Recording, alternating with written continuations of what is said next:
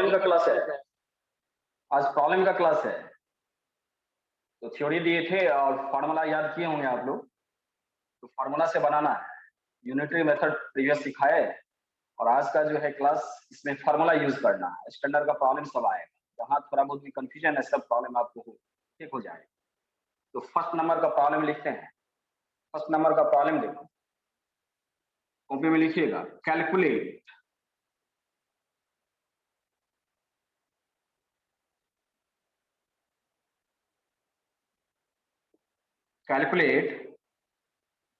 the number of molecules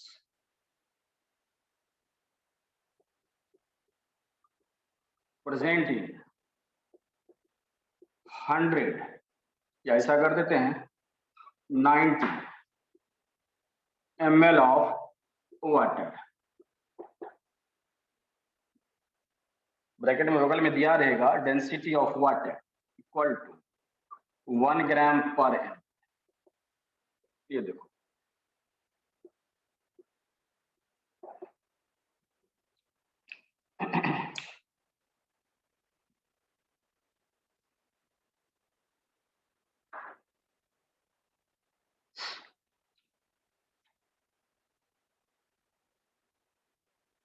previous हम लोग molar volume देखे। एक बड़ा कंफ्यूजन रहता, आप लोग क्वेश्चन भी कर रहे थे।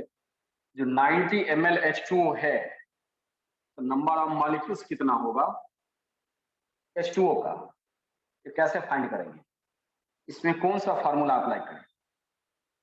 तो सबसे पहले तो ये हम लोग को देखना था, जो आप लोगों को बताए थे, याद कीजिए। मान लो किसी कंटेनर में कुछ भी आपको वाटर है इस तरह से, जैसे 90 ml लिए हैं तो कोई जरूरत नहीं है 100 ml 200 कुछ भी रहेगा आपको लीटर में। तो वाटर है इसमें, इस कंटेनर में, इसमें मॉलिक्यूल्स फाइंड करने के लिए कहा जाता है। इसमें देखो वर्ड यूज नहीं है।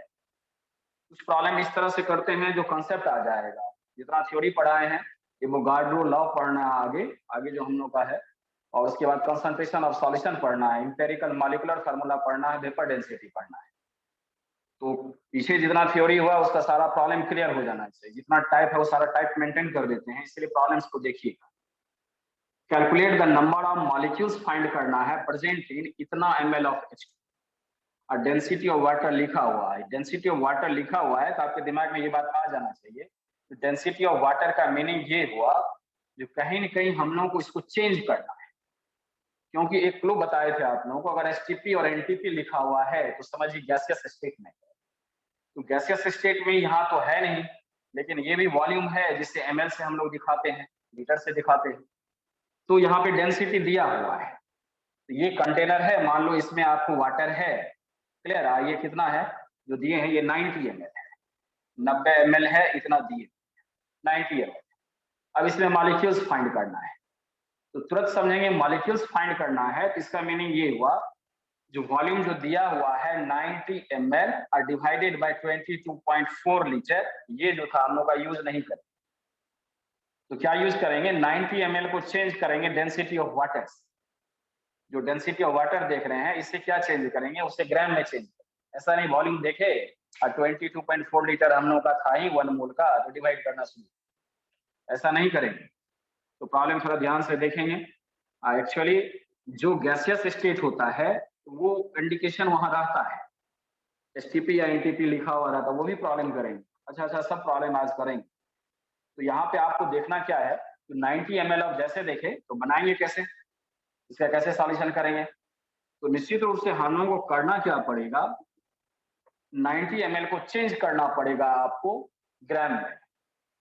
तो डेंसिटी दिया हुआ है तो डेंसिटी ऑफ वाटर दिया हुआ, देखो ऐसा। तो density of water equal to लिखेंगे क्या, mass of water divided by volume of water.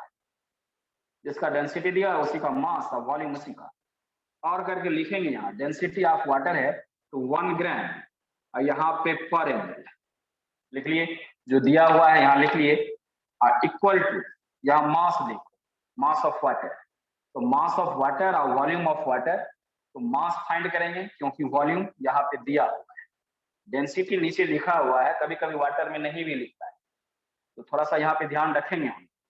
तो इतना ग्राम पर एमएल हो गया। मास देखो, मास of water divided by volume आपको कितना दिया है, 90 ml। देखिए ऐसा, अब ये क्या होगा, 1 ग्राम पर एमएल। इसको ऐसे करके भी हम लोग लिख सकते हैं, 1 ग्राम ऊपर कर लेते हैं, एमएल को नीचे कर लेते हैं। बहुत स्टूडेंट को प्रॉब्लम क्या होता है, कैसे कटा, कैसे ग्राम आया, इसीलिए ऐसे लिख रहे हैं। ऐसे तो यहीं से पता चलता है 1 ml का 1 ग्राम है, तो 90 ml का कितना ग्राम होगा, 90 ग्राम होगा। ऐसे कैलकुलेट कर सकते हो, लिख करके भी कर देते हैं कैसे यूनिट करता है। तो देखो यहाँ से ml कटा, यहाँ से ml कटा, दैट इंप्लाइज यहाँ पे मास ऑफ वाटर यदि फाइंड करना चाहें तो इसमें मल्टीप्लाई हो गया, तो ये 90 क्या आ गया, ग्राम आ गया। तो मास ऑफ वाटर आ गया 90 ग्राम। चेंज कर, क्लियर। जब ये चेंज हो गया, अब हम लोग को इजी है मोल फाइंड करना, क्योंकि आपको सिखाए क्या, नंबर ऑफ मोल्स। यहाँ मॉलिक्यूल्स फाइंड करना है, तो मॉलिक्यूल्स के लिए ये भी आप लोगों को सिखाए थे, पहले मोल फाइंड करना पड़ेगा। तो नीचे लिखना पड़ेगा number of moles equal to, formula था गिवन वेट। देखो उसमें लिखे थे गिवन वेट या गिवन मास इन ग्राम, ये सब लिखना जरूरी है, फॉर्मूला लिखना जरूरी है। और यहाँ पे लिखना है हम लोगों को क्या, इसका ये है क्या, मॉलिक्यूल है या एटम है, H2O मॉलिक्यूल है, तो लिखेंगे मॉलिक्यूलर मास, मॉलिक्यूलर मास, और वो भी किसमें, इन आपको ग्राम में। तो यहाँ पे देखिए आप, गिवन वेट आपको आ गया है 90 ग्राम। अब मॉलिक्यूलर मास H2O का, तो नंबर ऑफ मोल फिर यहाँ करके लिखेंगे number of moles equal to हो गया गिवन वेट 90 ग्राम और डिवाइडेड बाय मॉलिक्यूलर वेट। तो मॉलिक्यूलर वेट कितना होता है, बगल में यहाँ पे फाइंड कर लो। जैसे H2O है, आनंद कुमार देखना, इसका मॉलिक्यूलर वेट हाइड्रोजन 1 है और ये 2 है, हाइड्रोजन का मास 1 होता है, तो मल्टीप्लाई 2 और प्लस, या ऑक्सीजन देखो 16 है तो 16 यहाँ रख दिए, तो 2 + 16 इक्वल टू कितना हुआ, 18। प्रीवियस भी बताए थे। तो यहाँ क्या रखना पड़ेगा, 18 ग्राम, और यहाँ से कट हो गया तो कितना हुआ, ये भी कट हुआ तो 5 हो गया। ये 5 मोल्स आ गया आपको, 5 मोल। तो नंबर ऑफ मोल फाइंड कर लिए, और नंबर ऑफ मॉलिक्यूल्स फाइंड करने के लिए बोले थे, एवोगाड्रो नंबर से क्या करना, गुना कर देना। या फिर लिखेंगे 1 मोल में एवोगाड्रो नंबर होता है, यही वही उसका मॉलिक्यूल्स है, तो निश्चित रूप से 1 मोल में अगर Na होता है तो 5 मोल में कितना होगा, मल्टीप्लाई करना पड़ेगा। तो number of molecules, number of molecules of water equal to, 5 mole है तो 5 मल्टीपुल क्या करेंगे, एवोगाड्रो नंबर से यहाँ पे गुना कर देंगे, देखो इस तरह से। तो हो गया क्या, 5, इसका ऐसे भी आंसर आता है, इतना मॉलिक्यूल्स हो गया। ये भी तुम रख सकते हो, इतना मॉलिक्यूल्स नहीं, ऑप्शन में आपको मल्टीप्लाई करके है तो भी कर सकते हो, 6.022 इंटू 10⁻23, इसे मल्टीप्लाई कर लेना, इतना मॉलिक्यूल्स हो गया। तो जहां भी आपको देखेंगे डेंसिटी दिया हुआ है तो थोड़ा दिमाग लगाएंगे, डेंसिटी क्यों देगा, वो लिक्विड फॉर्म में है इसीलिए। अगर डेंसिटी नहीं है, एसटीपी एनटीपी लिए बार बार कह रहे हैं, एसटीपी एनटीपी लिखा हुआ है तो तुरंत ये समझ में आपको आना चाहिए वो गैसियस स्टेट है। एक फर्स्ट प्रॉब्लम आपको ऐसा किए।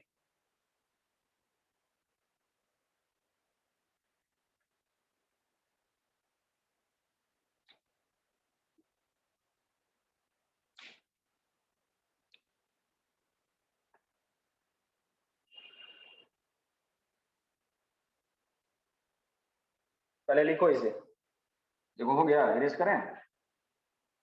Yes sir.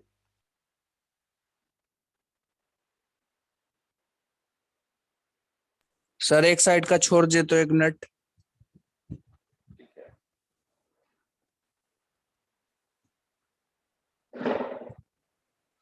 ठीक है,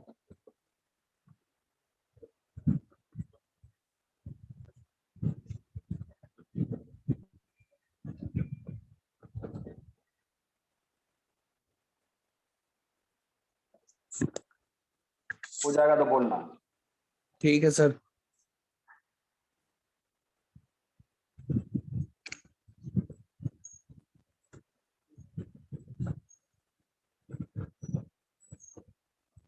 तब तक तक आप लिखे, यहाँ पे प्रॉब्लम लिखते हैं। Calculate the number of molecules हो गया सर।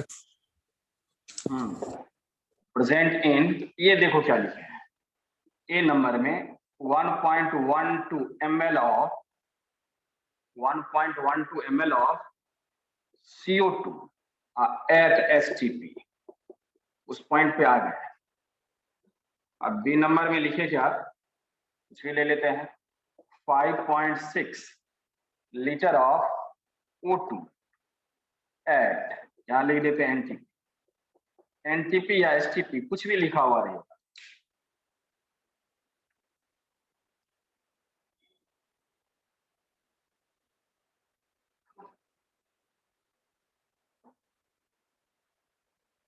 NTP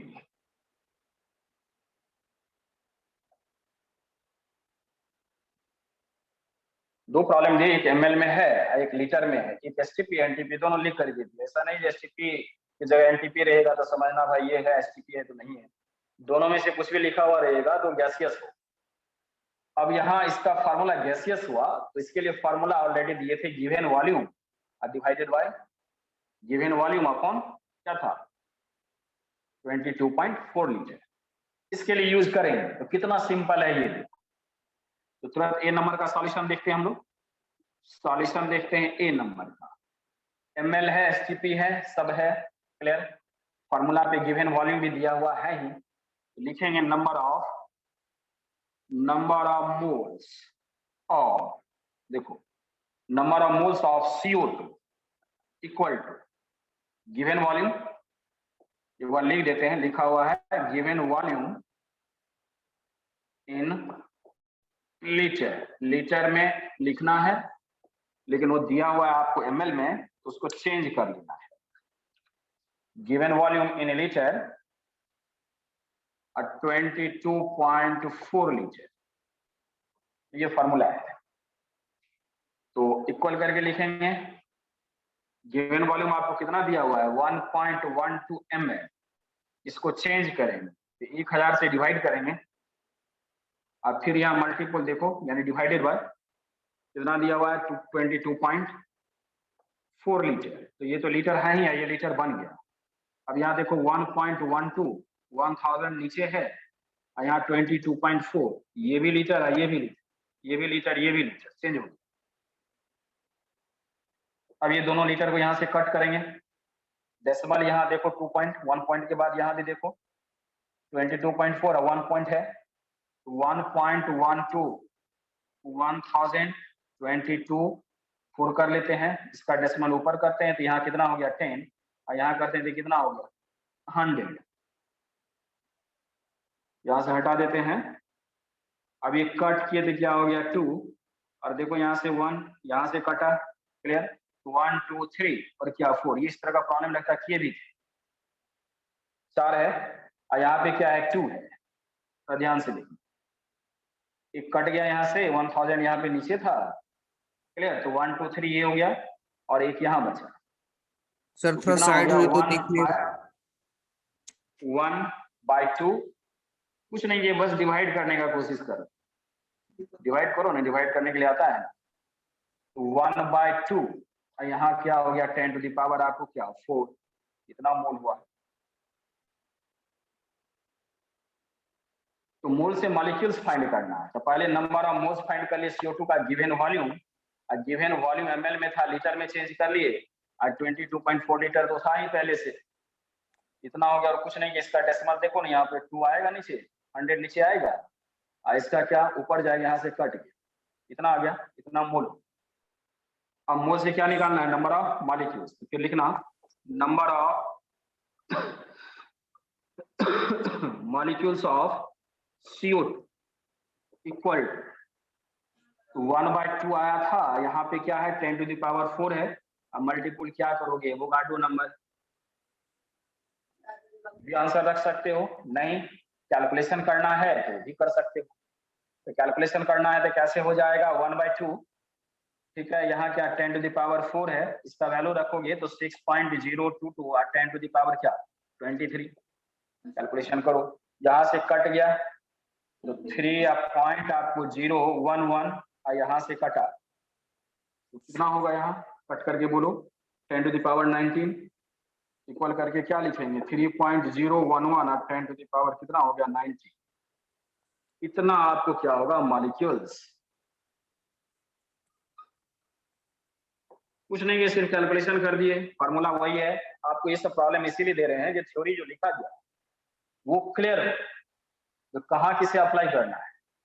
जब आप एसटीपी देखें तो दिमाग में आना चाहिए इस फार्मूला को यहाँ पे अप्लाई करना है। गिवन वॉल्यूम में लिखा है 22.4 लीटर, मोलर वॉल्यूम वही होता है एसटीपी और एनटीपी गैसियस है, और कुछ नहीं है, सबको सॉल्व कर दी।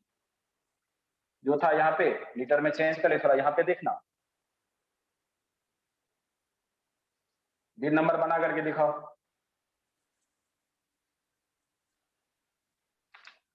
आंसर बोलो कितना होगा।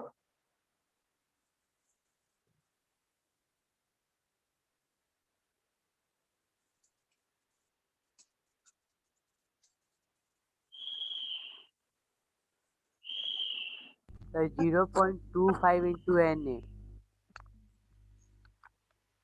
0.25 into Na। Na।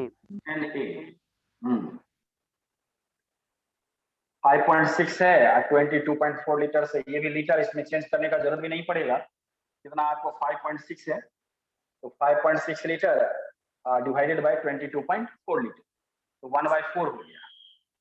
1/4 1 से डिवाइड किए, ठीक है, 0 पॉइंट कितना बोले 25, सही है।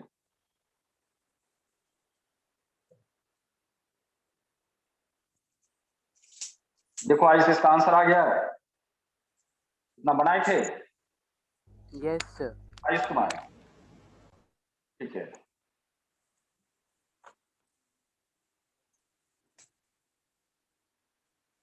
सिर्फ कैलकुलेशन पे थोड़ा सा ध्यान दें। Na है, Na का वैल्यू यहाँ पे रख दिए, यहाँ 10⁴ है, 10⁻23 ये कटा, तो 10⁻ कितना हो गया 19, और इसे डिवाइड कर दे, देखो यहाँ कितना आया, इतना मॉलिक्यूल्स हो गया। इतना मॉलिक्यूल्स ऑफ किसका हुआ, CO2 का। इतना ml में इतना मॉलिक्यूल्स होगा। अब मोल कितना होगा, इतना होगा, ए हो गया।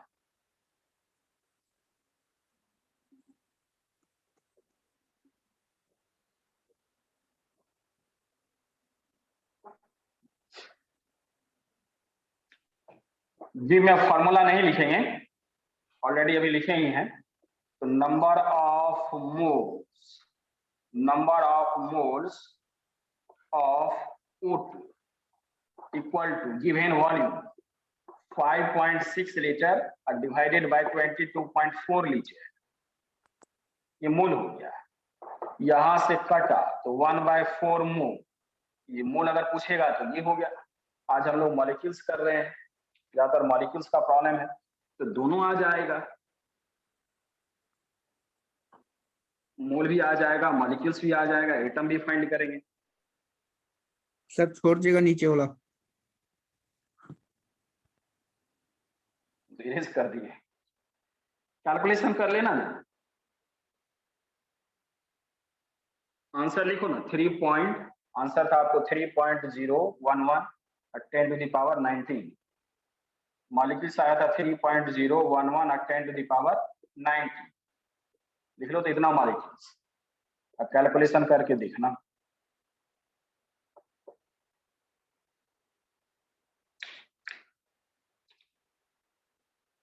हो गया मोल। अब मोल से फाइंड करना है क्या, मॉलिक्यूल्स। अब तीसरा नंबर जो होगा थोड़ा स्टैंडर्ड का हो, क्योंकि आपको ये सिखा दिए, सिखाने का आपको कोशिश किए एक्चुअली जो मॉलिक्यूल्स है, मोल है, तो कैसे फाइंड करते हैं, गैसियस के लिए, लिक्विड के लिए, गिवन वेट के लिए। तो तीसरा नंबर का जो प्रॉब्लम है थोड़ा सा स्टैंडर्ड का है, आपको दिमाग लगाओगे अगर बनता है तो पहले तो ये कर लेते हैं पूरा। इतना मोल हो गया, इतना मोल से नंबर ऑफ मॉलिक्यूल्स फाइंड करना था हम लोग को, तो number of molecules of O2 equal to 1/4 multiple Na, यही हो गया इतना मॉलिक्यूल्स। सॉल्व भी कर सकते हो तो वहां पे अपना डिवाइड कर लेना, इसे मल्टीप्लाई कर लेना।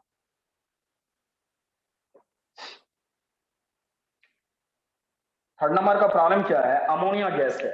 थर्ड नंबर का प्रॉब्लम समझो, पहले प्रॉब्लम समझो फिर लिखे, ये तो पहले लिख ही दे।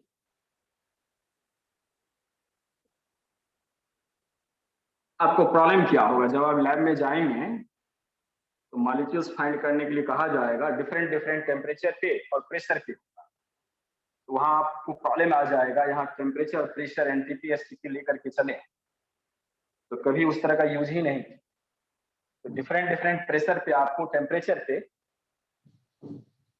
आपको डिफरेंट डिफरेंट मॉलिक्यूल्स जो है वो किस तरह से वॉल्यूम से रिलेटेड रहता है वो दिखाने का कोशिश करें, उसको आपको एनटीपी पे लाना पड़ेगा।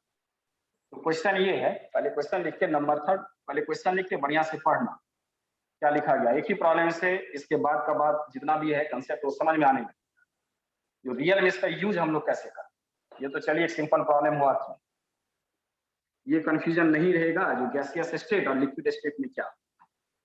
अब जो नंबर थर्ड प्रॉब्लम है उसको देखना है, देखो क्या लिख रहे हैं, calculate the number of molecules present in 350 ml of ammonia, 350 ml of ammonia at 273 Kelvin and 2 atmospheric, देखो 280 है प्रेशर। देखो क्या लिखे, अभी रियल बात हो, उस सब तो थोड़ा थ्योरी से अपना पढ़े हुए गिवन वेट ये सब दिया हुआ है, फार्मूला यूज। अब क्या है, जब आप लैब में जाएंगे तो डिफरेंट डिफरेंट एटमॉस्फेरिक प्रेशर पे होगा। अभी आपको 273 ये जो आपको स्टैंडर्ड टेम्परेचर है उसी पे दिखाए, डिफरेंट भी टेम्परेचर। अगर आप इसे फाइंड कर लेंगे तो कोई टेम्परेचर कोई प्रेशर रहेगा वो आपको समझ में आएगा। इसीलिए इस प्रॉब्लम को हम लोग इंपॉर्टेंट प्रॉब्लम मानते हैं, रियल में आप कैसे उसे कैलकुलेट करें। Calculate the number of molecules present in इतना ml of ammonia at 273 kelvin and 2 atmospheric pressure. ये क्वेश्चन है आनंद कुमार पीयूष, आप भी मीठी देखिए तो बनेगा, दिमाग लगा सकते हो क्या।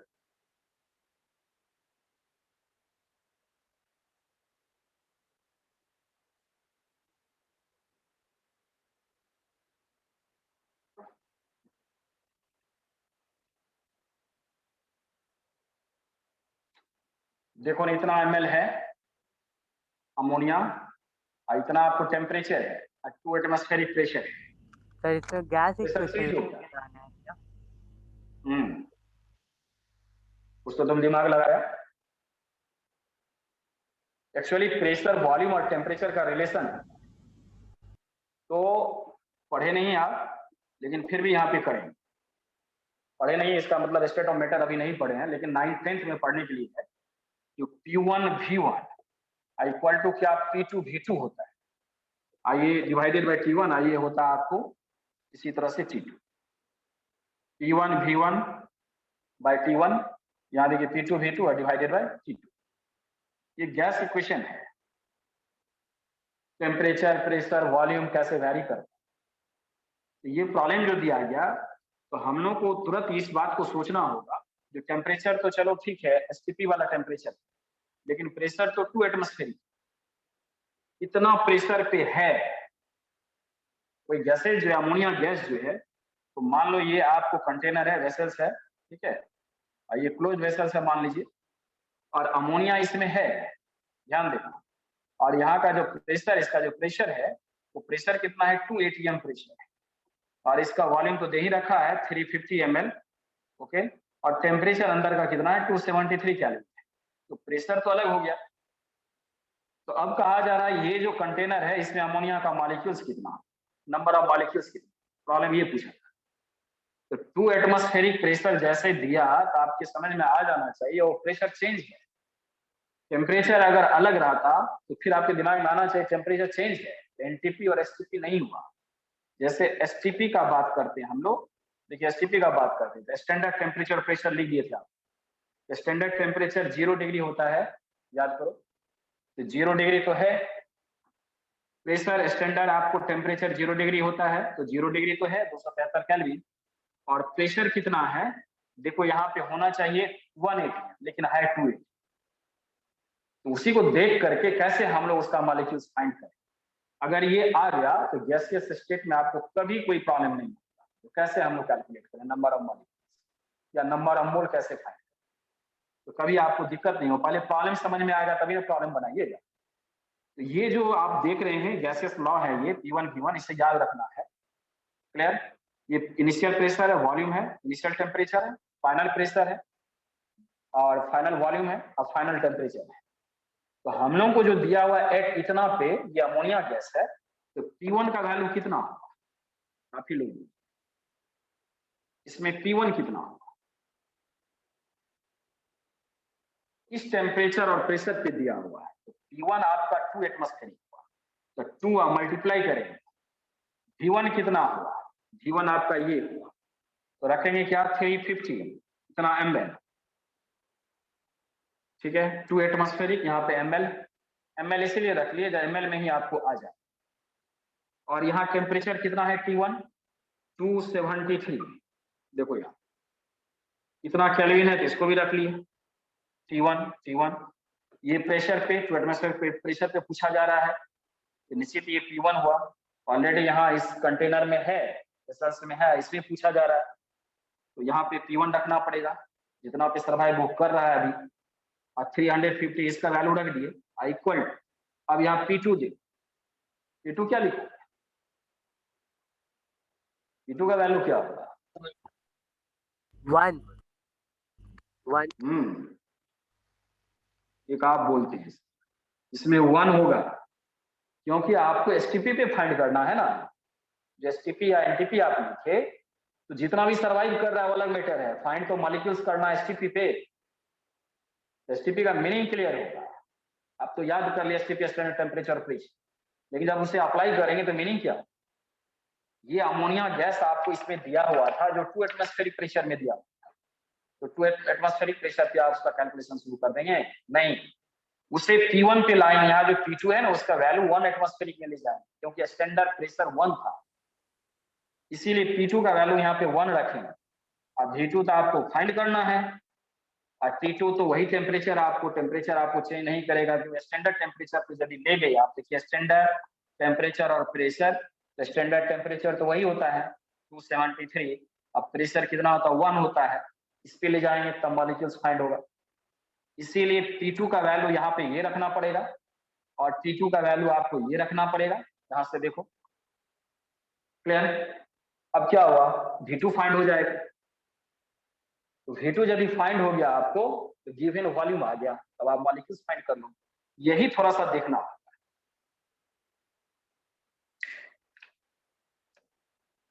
बोलिए आया समझ में या फिर से बोलेंगे। सर एक बार फिर से समझा दीजिए। आप लोग भी बोलिए कृति।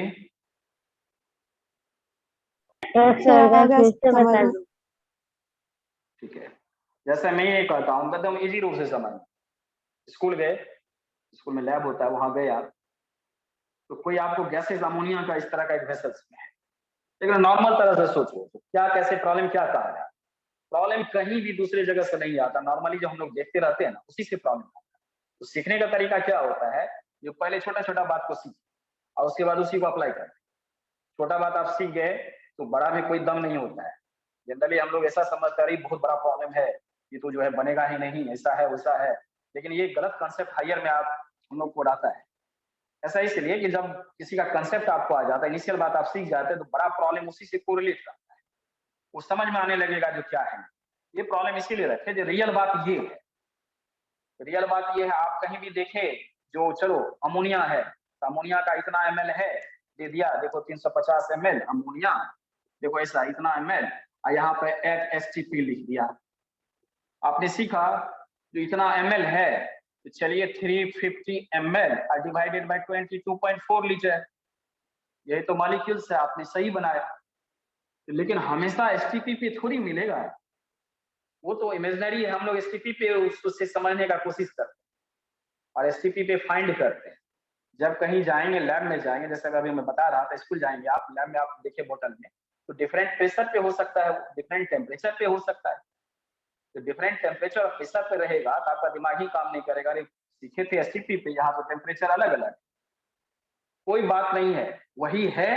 अब आपको थोड़ा सा वहां पे सोचना है, क्या सोचना है। अगर एसटीपी वहां पे लिखा रहता तो प्रॉब्लम नहीं है, जो सीखे इतना से डिवाइड कर दिए, 20 इसको एमएल को लीटर बना ली, यहाँ आप 1000 से डिवाइड कर दी, कोई प्रॉब्लम नहीं हुआ। लेकिन यदि टेम्परेचर चेंज है, प्रेशर चेंज है, तो एक फॉर्मूला याद रखेंगे। अगर आपने 9th 10th में नहीं पढ़ा होगा तो कोई बात नहीं, आप आगे भी पढ़ेंगे स्टेट ऑफ मैटर, याद रखने में कोई बड़ा बात नहीं। P1 pressure, V1 pressure initial pressure, volume है, ये वॉल्यूम है, T4 वॉल्यूम प्रेशर और T4 टेम्परेचर, अपना लिख लेना।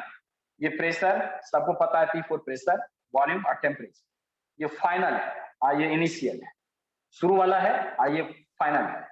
तो जब मान लो टेम्परेचर इतना पे दिया हुआ है, इतना 2 एटमॉस्फेरिक प्रेशर पे दिया हुआ है, बोतल पे लेवल डाटा उसको पढ़े यार, तो आपका दिमाग तुरंत काम किया, अच्छा ये तो प्रेशर अलग है। मान लो यहाँ से टेम्परेचर को हम लोग क्या करते हैं और बढ़ा देते हैं, इसे 373 केल्विन पर, तो टेम्परेचर क्या अलग नहीं हो गया, अब प्रेशर अलग नहीं है। तो तुरंत आप इक्वेशन लिखे, और इस टेम्परेचर और प्रेशर पे उस बोतल में वो सर्वाइव कर रहा है, तो तुरंत ये P1 का वैल्यू होगा। तो P1 कितना होगा, ये 2 एटमॉस्फेरिक यहाँ पे लिख दिए। वॉल्यूम कितना होगा, वॉल्यूम जो दे रखा है उस पे वो रख दिए। और टेम्परेचर कितना होगा ये रखो, या मान लो यही लिखा हुआ है वो यहाँ पे लिख दिए। जो भी लिखा हुआ, जिस टेम्परेचर क्या लिखा है, एट इतना और इतना, इतना प्रेशर पे फाइंड करना है आपको मान। तो मीनिंग ये हो गया, जो जितना पे करना है वो इनिशियल, मतलब वो है। अब फाइनल क्या करना है, फाइनल प्रेशर क्या करना है, फाइनल प्रेशर वही रखना है जो एसटीपी पे था, क्योंकि आप तो एसटीपी पे ना कैलकुलेट करते हैं गिवन वॉल्यूम बाय इतना, तब ना मॉलिक्यूल्स फाइंड हो पाता है। इसीलिए ये टेम्परेचर और प्रेशर को ले जाएंगे एसटीपी पे, और एसटीपी पे ले जाने के लिए प्रेशर को 1 रखना पड़ेगा। आयुष कुमार बोला, सही बोला, इसे 1 प्रेशर पे ले जाना, 1 एटमॉस्फेरिक, क्योंकि स्टैंडर्ड जो प्रेशर लिखे आपको 1 एटमॉस्फेरिक लिखे, और टेम्परेचर कितना लिखे 273, ये सब में आ जाएगा, मतलब इसी पे कैलकुलेशन होगा।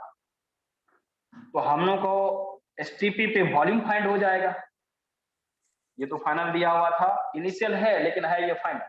इनिशियल का मतलब क्या होता है, इनिशियल का मतलब ये होता है यहाँ P1 V1 T1, तो P1 और V1 और ये जो T1 है, तो जितना पे वो सर्वाइव कर रहा है, बोतल में है, आपको अमोनिया लैब में गए, आपको मैं बता रहा था अभी, लैब में गए अब बोतल में है, वो तो उतना पे सर्वाइव कर रहा है, तो वो आपका P1 V1, तो वही P1 V1 हो गया। तो ये टेम्परेचर है और ये प्रेशर है, तो प्रेशर यहाँ रख दिए, और वॉल्यूम देखो ये है, तो वॉल्यूम आपको दिया हुआ है इतना, वो रख दिए, और टेम्परेचर देखो इतना पे कैलकुलेशन किए, ये रख दिए। और ये P2 क्या होगा, तो P2 मैं बता रहा था आपको, जो 1 एटमॉस्फेरिक पे आपको कैलकुलेशन करना है, 1 एटमॉस्फेरिक और 273 केल्विन पे ही वो वॉल्यूम जितना सर्वाइव करेगा उसी में मॉलिक्यूल्स निकालना है, कैलकुलेट करना है। इसीलिए P2 का वैल्यू हम लोग 1 रखें, और V2 का वैल्यू फाइंड करना है, और T2 कितना रखे देखो 273। अगर बोतल पे ज्यादा टेम्परेचर लिखा हुआ है, क्लियर, प्रेशर भी ज्यादा लिखा हुआ, तो इसका वैल्यू रखना, ये ना वैल्यू हो जाएगा, क्योंकि वो सर्वाइव है, वो इनिशियल है। टेम्परेचर मानो इतना लिखा हुआ जितना लिख देना, और प्रेशर जो भी है यहाँ लिखना, और उतना पे जितना वॉल्यूम है उसको लिखना, फिर इसे एसटीपी पे फाइंड कर लेना तो कितना वॉल्यूम होगा, ये सब के लिए वही होगा। और आप अब आपको कभी कोई प्रॉब्लम नहीं होगा, इसका वॉल्यूम आप फाइंड कर लेंगे, और वॉल्यूम जैसे आप फाइंड करेंगे तो काम हो गया, हम लोग का वॉल्यूम फाइंड हो गया, और इससे कैलकुलेशन हम लोग कर सकते हैं जो कितना मॉलिक्यूल्स होगा। तो यहाँ से देखो वॉल्यूम फाइंड करने का कोशिश करें तो वॉल्यूम कितना हुआ, ये तो कट जाएगा, ये इतना केल्विन है, तो V2 इक्वल टू क्या हो गया, डायरेक्ट कितना हो गया। तो और करके हम लोग लिखेंगे, तो देखो ना 2 अब मल्टीपुल हो गया कितना 3 आपको 50 इक्वल टू क्या हो गया V2, ऐसा ऐसे लेके ये कट गया यहाँ, और करके लिखे V2 इक्वल टू हो गया 700 इतना ml, तो V2 आ गया। अब क्या कैलकुलेशन करना है, ml जो लाना था, वॉल्यूम जो लाना था वो तो आप कैलकुलेट कर लिए। अब मॉलिक्यूल्स फाइंड करना है, अमोनिया का इस बोतल में कितना होगा, इस बोतल में कितना होगा, इस पे एट एसटीपी पे, एट एसटीपी पे ये वॉल्यूम आप फाइंड किए, एट एसटीपी आपको इतना वॉल्यूम हुआ, थोड़ा समझो। तो आ गया V2 का वैल्यू इतना आ गया।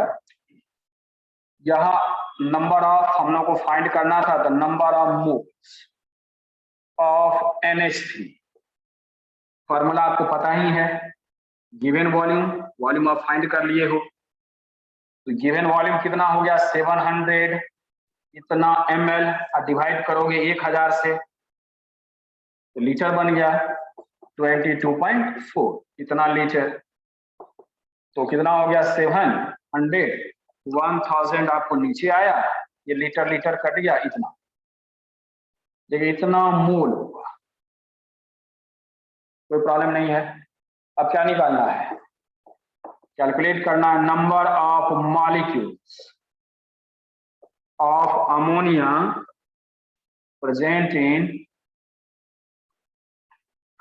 present in 350 ml at 273 Kelvin and 2 atmospheric 2 atm pressure, सब लिख दिए। जो क्लियर है, ये बात समझ में आए, तो कितना हुआ 700, 1 यहाँ नीचे है 1000, 22.4, और यहाँ क्या गुना करेंगे, मूल में कितना से गुना कर देंगे, एवोगाड्रो नंबर एक ही बार करते हैं, 6.022 और 10⁻20, देखो ऐसा कर देंगे। अब जो कटने वाला है कट करो, दो तो यहाँ से कटा 1 2 1 2, एक यहाँ से कट करेंगे तो 10⁻ आपको 22 आ गया, ठीक है। इसे मल्टीप्लाई करके कितना से डिवाइड कर, अपना देख लेना, इसमें आंसर आएगा 1.88 कुछ आएगा, और 10⁻ आपको 22 इतना मॉलिक्यूल्स। तो क्लियर है, पूरा सब चीज लिख दिए, number of molecules ammonia present in इतना ml ऑफ इतना ml एट इतना एंड टू एटमॉस्फेरिक प्रेशर, वो जो दे रखा था बोतल में, लैब में गया बोतल में देखे उसमें इतना मॉलिक्यूल, इतना टेम्परेचर और प्रेशर दिया हुआ था, तो इस टेम्परेचर और प्रेशर पे इतना मॉलिक्यूल्स होगा। कैसे कैलकुलेट किया, तो उसको ले गया STP, स्टैंडर्ड टेम्परेचर और प्रेशर। तो थोड़ा सा इसी बात का यहाँ पे ध्यान रखना है हम लोग का, और वो कैलकुलेशन आपको हो जाएगा। जो लिखा हुआ रहता है वो आपका इनिशियल, ठीक है। फाइनल के लिए कहाँ पे जाना है आपको, STP पे जाना। तो फाइनल में सब में क्या होगा, स्टैंडर्ड टेम्परेचर वही 273 केल्विन, प्रेशर स्टैंडर्ड क्या होगा 1 होगा, उससे V2 फाइंड कर लेना, जो V2 अभी निकाले यहाँ पे कैलकुलेट किए, अब V2 आ जाएगा तो बाकी तो पढ़े ही आप तभी से कर रहे हैं। तो तीसरा नंबर का भी प्रॉब्लम हो गया, एक अच्छा प्रॉब्लम है। इससे क्या होगा, कहीं भी गैसियस फॉर्म रहेगा, आपको कहेगा चलिए इसका मूल निकालिए, मॉलिक्यूल्स फाइंड कौन सा गैसेज है वो ध्यान रखोगे, उस बोतल पे पढ़ोगे कितना टेम्परेचर कितना प्रेशर है, या STP पे ही है, STP पे अगर है तब तो कोई दिक्कत ही नहीं, अगर STP पे नहीं है तो STP पे बनाना है, उसे ले जाना है, ये कहना चाहिए। STP पे ले गए तो फिर जैसे कैलकुलेशन है कर दी, क्लियर। तो चलिए इसे लिखिए, नंबर 4 का देखना क्या है कंसेप्ट।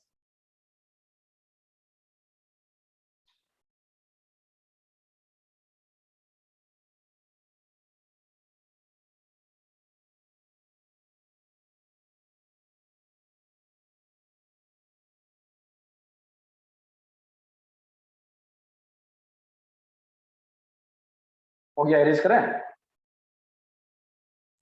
यस सर, कर Yes, दीजिए। sir.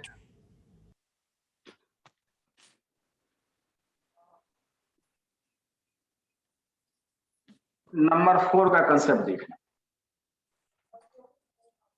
ये भी अच्छा प्रॉब्लम है, इसमें भी काफी कंफ्यूजन होते रहता है, ये भी आपको रखे हैं। नंबर 4 देखना, पहले प्रॉब्लम लिख दे।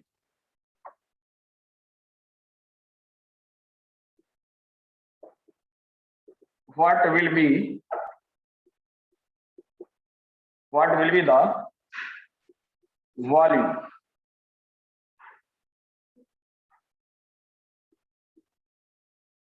occupied by 1 mole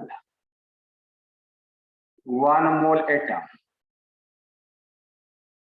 of first number में of a monoatomic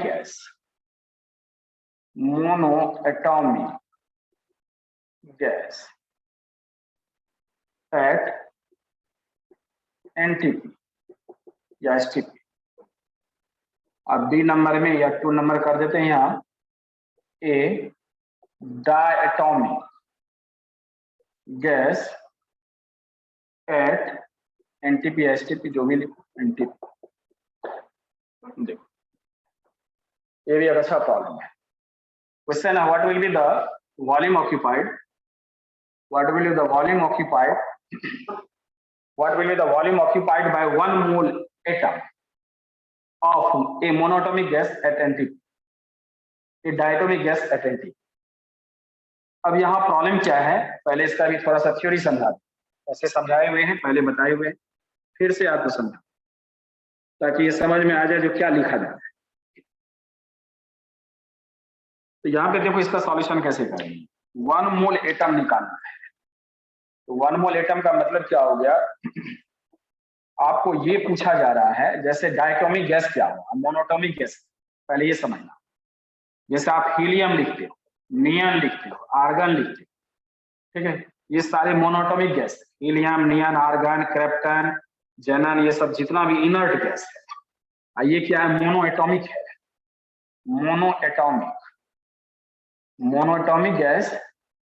अब आप कंफ्यूज हो जाओगे, मोनोएटॉमिक है और ये इसका मोलर वॉल्यूम 22.4 लीटर है।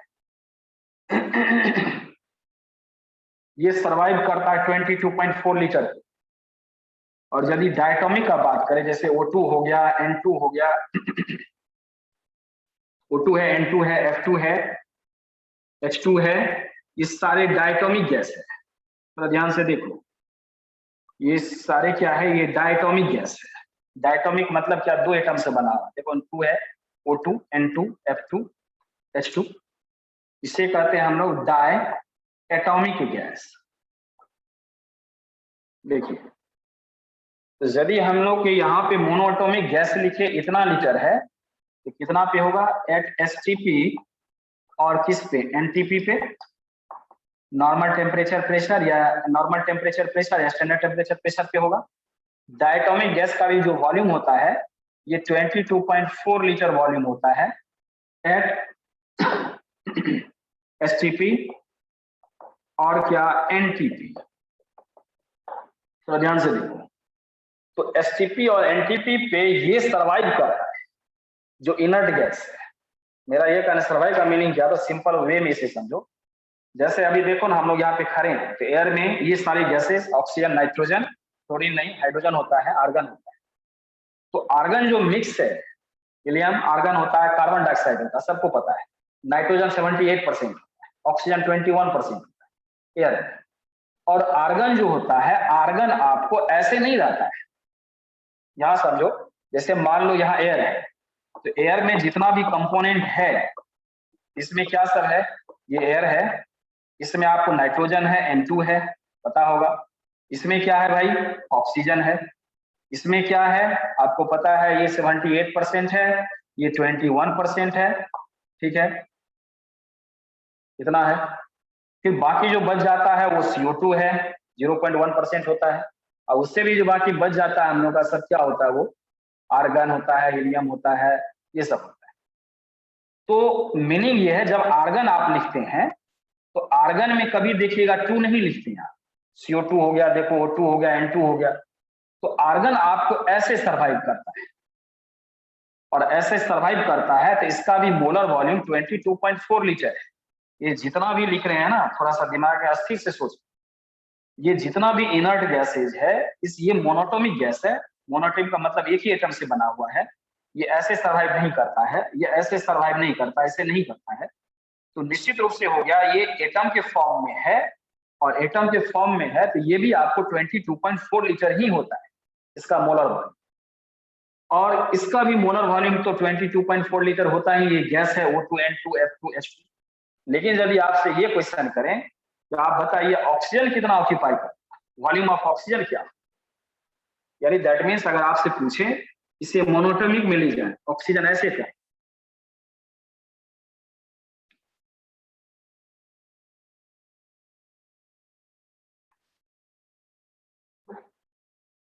ऑक्सीजन ऐसे कर दें और हाइड्रोजन को ऐसे कर दें तो मोनोएटॉमिक हो गया, नाइट्रोजन को ऐसे कर दें ये भी मोनोएटॉमिक हो गया। अब आपसे पूछे क्या, ये जो मोनोएटॉमिक है 22.4 लीटर है तो इसका वॉल्यूम क्या, ये सारे जो गैस है देखिए इसका वॉल्यूम क्या, तो वॉल्यूम इक्वल टू क्या होगा, तो आप देखिए क्या मोनोएटॉमिक इतना है तो इसका भी वही होगा 22.4 लीटर, नहीं होगा। ये मोनोएटॉमिक है तो इसका वॉल्यूम होगा 11.2 लीटर, क्योंकि इसका ये जो O2 है यहाँ पे ध्यान दो, O2 का कितना है तो 22.4 लीटर है, तो 2 यहाँ पे एटम से बना हुआ है तो 2 मोल हुआ, यानी 1 मोल में कितना है 2 एटम है, क्लियर, तो 2 एटम का हुआ इतना, इसीलिए एक एटम का क्या होगा 2 से डिवाइड हो जाएगा 11.2 लीटर। तो जो डायटोमिक गैस आपको सर्वाइव करता है अगर उसका एक ऑक्सीजन के बारे में पूछा जाए तो इसका वॉल्यूम कितना होगा, इस नाइट्रोजन का वॉल्यूम कितना होगा, ये F का वॉल्यूम क्या होगा, हाइड्रोजन का वॉल्यूम क्या होगा, जैसे ऐसे करके लिखिए, नेसेंट बोला जाता है इसे, क्योंकि ये O के फॉर्म एटॉमिक फॉर्म में सर्वाइव करता नहीं, एटॉमिक फॉर्म में ये सर्वाइव करता है। जब ये एटॉमिक फॉर्म में सर्वाइव करता है तो ये 22.4 लीटर है, लेकिन जो डायटोमिक से एटम आया है ये आपको 11.2 लीटर होता है।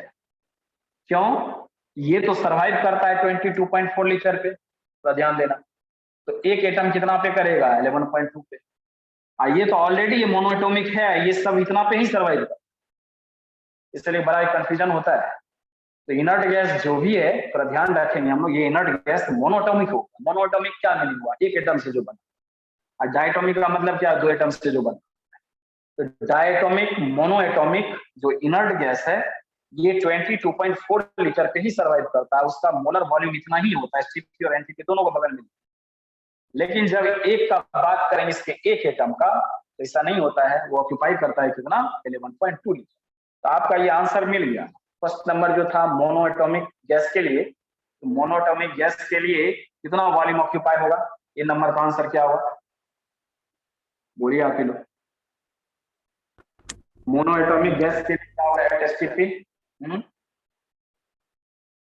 क्या बोले फिर से बोलो,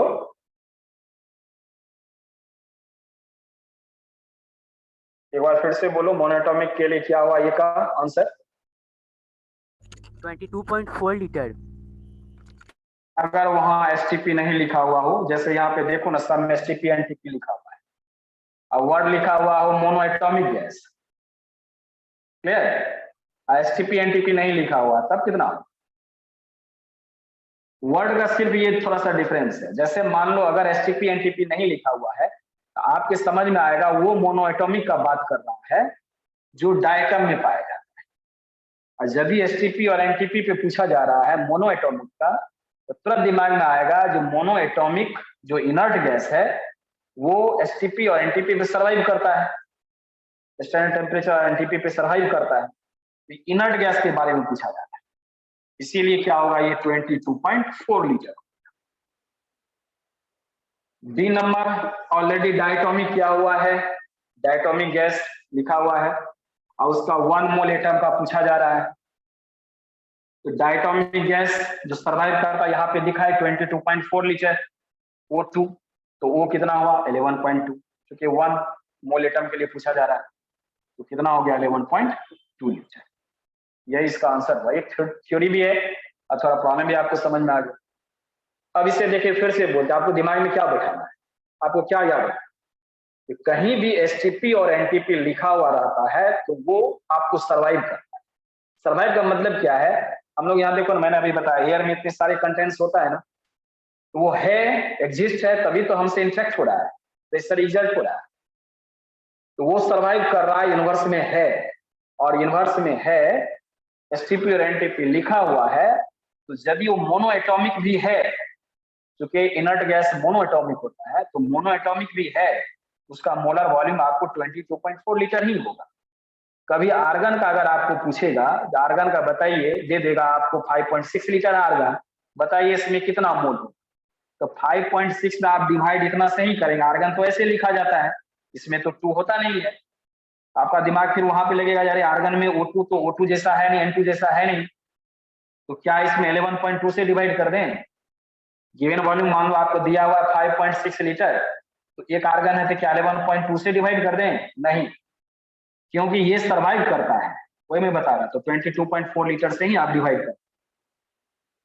आ गया बात समझ में?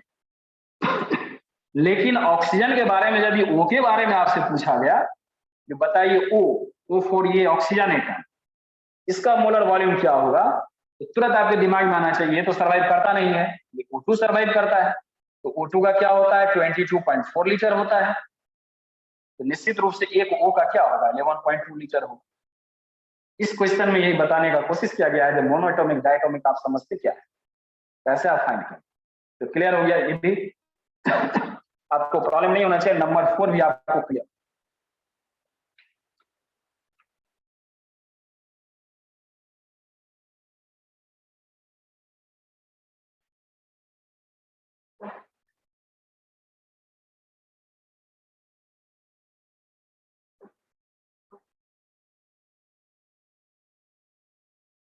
नंबर 5 जो प्रॉब्लम करने जा रहे हैं उसमें एटम फाइंड करना, बहुत सारा मोल फाइंड कर लिए, मॉलिक्यूल कर लिए, और भी आपको प्रॉब्लम दिया जाएगा सेट से, उससे आप कर लीजिए, आपको दिक्कत नहीं होगा।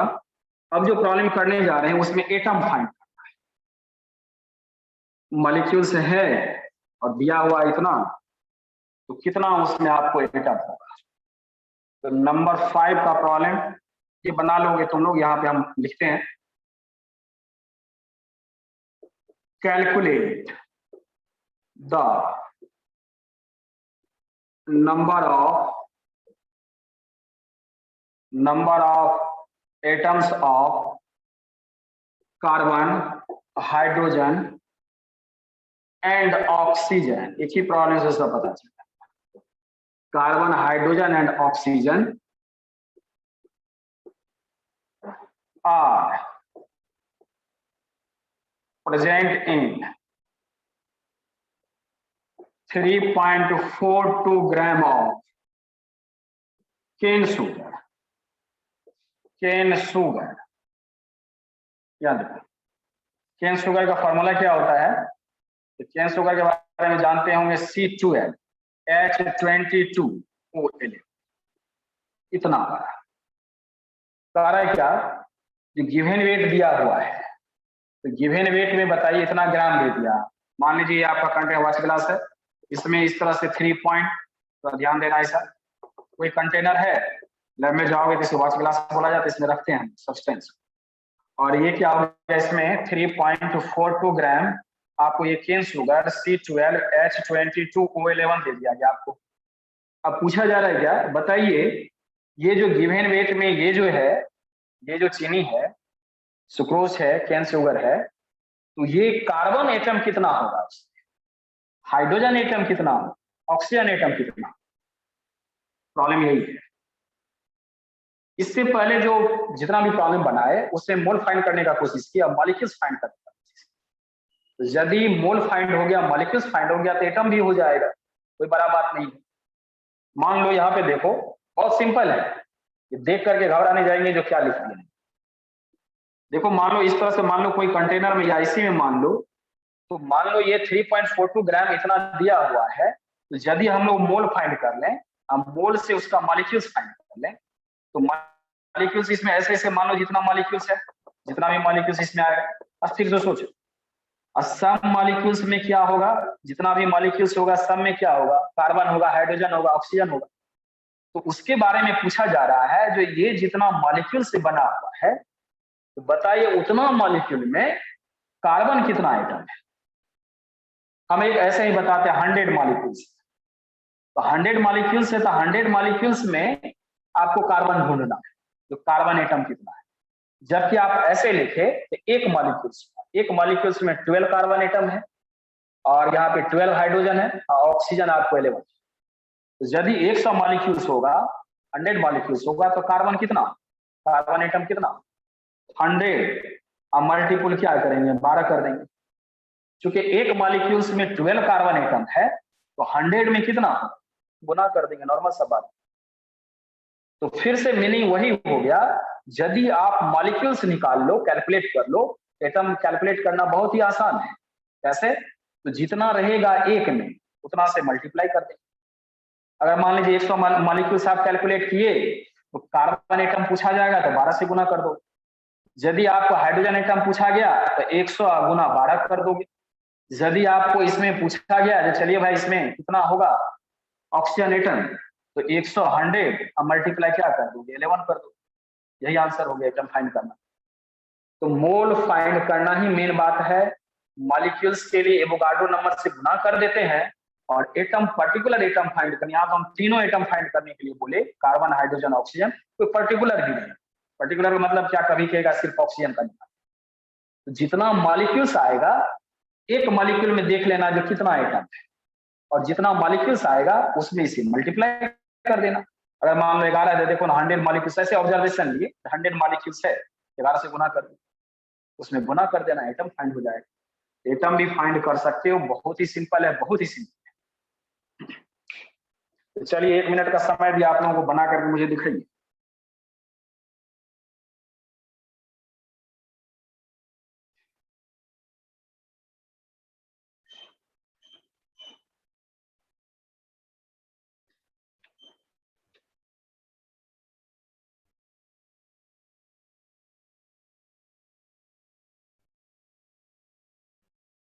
कोई एक आंसर बोलो कम से कम। अब आपको दिक्कत ये हो रहा होगा इसका मॉलिक्यूलर वेट, यहाँ पे लिखते हैं molecular mass of, Anand Kumar देखना, मॉलिक्यूलर मास ऑफ C12H22OH। तो कैसे निकालेंगे, कार्बन का 12 होता है, 12 इसका 12 है यहाँ पे, तो 12 यहाँ मल्टीप्लाई कर, प्लस हाइड्रोजन का 1 है और 22 है, तो 22 से यहाँ कर दिए। अब प्लस ऑक्सीजन का 16 मास है, मल्टीपल क्या यहाँ 11 से कर दिए। करोगे तो इतना ही आ जाएगा, 342, इसे गुना करके जोड़ो तो इतना आपको आ जाएगा। तो आ गया। अब मोल फाइंड करना पड़ेगा, अब हो जाएगा, बोलो पहले क्या करोगे, number of moles of C12H22OH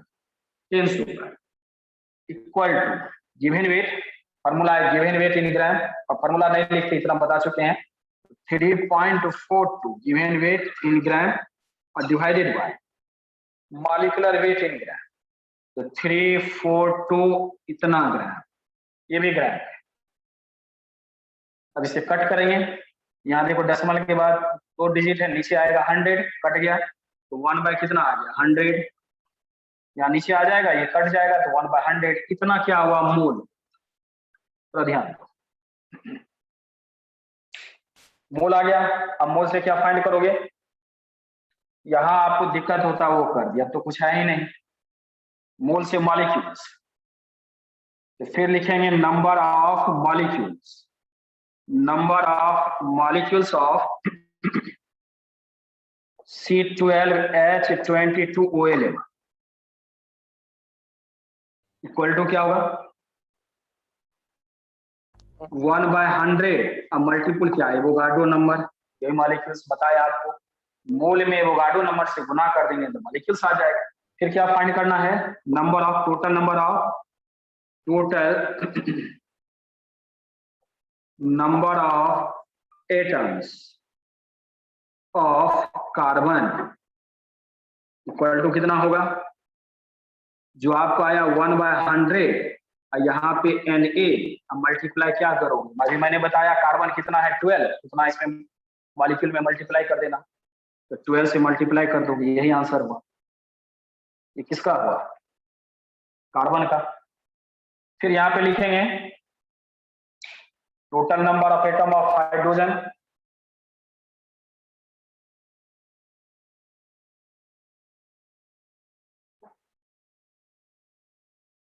फिर यहां लिखेंगे total number of atoms of hydrogen, hydrogen H equal to कितना हुआ? यहां भी कार्बन ऐसा था, तो मॉलिक्यूल्स आया है 1/100 अब मल्टीपुल क्या Na, देखो ऐसा, और इसमें गुना कितना कर देंगे, क्या है देखो 22 से मल्टीप्लाई कर दी, कितना आ गया एटम्स। ये भी एटम्स था और ये भी क्या हुआ एटम्स, अलग अलग एटम्स है। ये एटम्स हुआ हाइड्रोजन का और ये एटम्स हुआ किसका? कार्बन का। फिर लिखेंगे टोटल नंबर ऑफ, ध्यान देना, एटम्स ऑफ ऑक्सीजन, ऑक्सीजन ऐसे, तो क्या करेंगे, सेम वही है, इक्वल करके लिखे आप 1/100 Na, यहां मल्टीप्लाई कर दिए क्या 11, कितना आइटम्स देखो।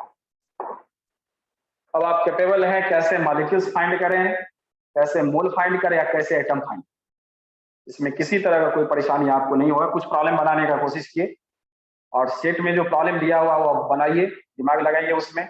इसमें थोड़ा सा और बच गया है, थोड़ा सा क्या बचा हुआ, थोड़ा सा लेट भी हो गया, बचा हुआ क्या है, तो आयन कैसे हम लोग फाइंड करेंगे और ग्राम आयन से हम लोग कैसे नंबर ऑफ इलेक्ट्रॉन फाइंड करेंगे, चार्ज फाइंड करेंगे, थोड़ा सा बस ये टाइप बच जो नेक्स्ट क्लास में करेंगे, क्लियर। और फिर थ्योरी नेक्स्ट क्लास में आपको होगा एवोगाड्रो लॉ, एवोगाड्रो नंबर पढ़ेगा, एवोगाड्रो लॉ पढ़ना है आपको, और फिर empirical molecular formula of vapour density. तो हम लोगों का लगभग 50% के आसपास, 40% के आसपास, 40-50 तो नहीं बोल सकते, 40-50 के बीच में बोलिए के आसपास आपको मोल कंसेप्ट क्लियर हो जाए। और सेट 2 भी मिलेगा। सेट 1 में देखना क्या प्रॉब्लम, आप अब नहीं होना चाहिए प्रॉब्लम, अपने से बना करके देखो। इलेक्ट्रॉन, प्रोटॉन, न्यूट्रॉन कैसे फाइंड करेंगे वही बताए थे प्रॉब्लम, वो भी देख लेना, तो बनेगा प्रॉब्लम। और जितना प्रॉब्लम ये सब बनाते हैं एक टाइप होता है, इसको देखे बढ़िया से क्या है नहीं है, कैसे कैलकुलेट कर, एक एक पॉइंट को क्लियर करके आपको, ठीक है। तो आज इतना रहने दीजिए, आई होप आपको समझ में आया होगा जो क्या कैसे कर रहे हैं, कैसे बना रहे हैं। नेक्स्ट में हम लोग फिर देखेंगे जो बताइए अभी आपको, क्लियर। चलिए दर्शक आज इतना रहने दीजिए। Thank you sir.